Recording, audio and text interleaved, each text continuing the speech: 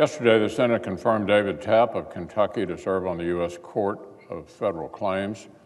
Today, we'll turn to more of President Trump's impressive nominees for the federal judiciary. Last week, Senate Republicans had hoped to proceed to the urgent priority of funding our national defense.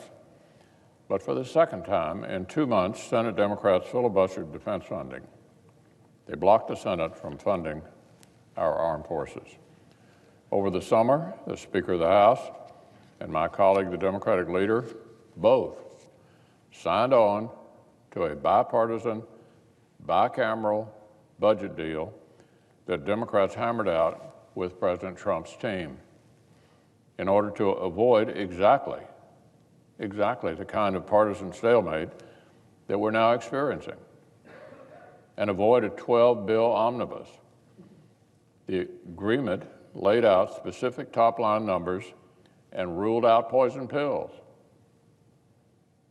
The agreement we all reached just a couple of months ago. With respect to presidential transfer authorities, the agreement specifically stated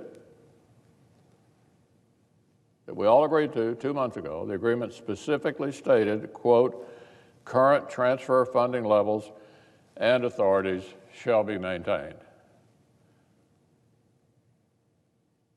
The President's transfer authorities, as they relate to border funding or anything else, were to remain exactly as they existed in current law.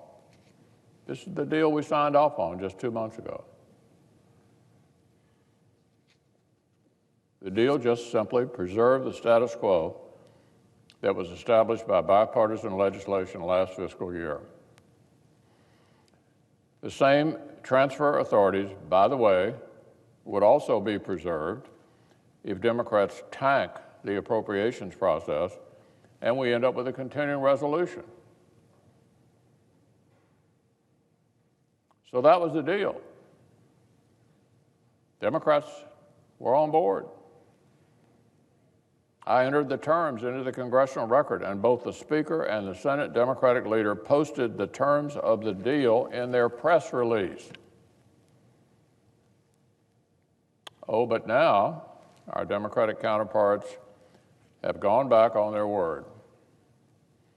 Contrary to the agreement, Democrats are now insisting on poison pills and thus blocking the resources and certainty our men and women in uniform need. And while Senate Democrats block defense funding, House Democrats continue to hold up USMCA and the 176,000 new American jobs it would create. All their time and energy seems to go into House Democrats' 3-year-old impeachment journey and the unfair precedent-breaking process by which the House has conducted its inquiry so far.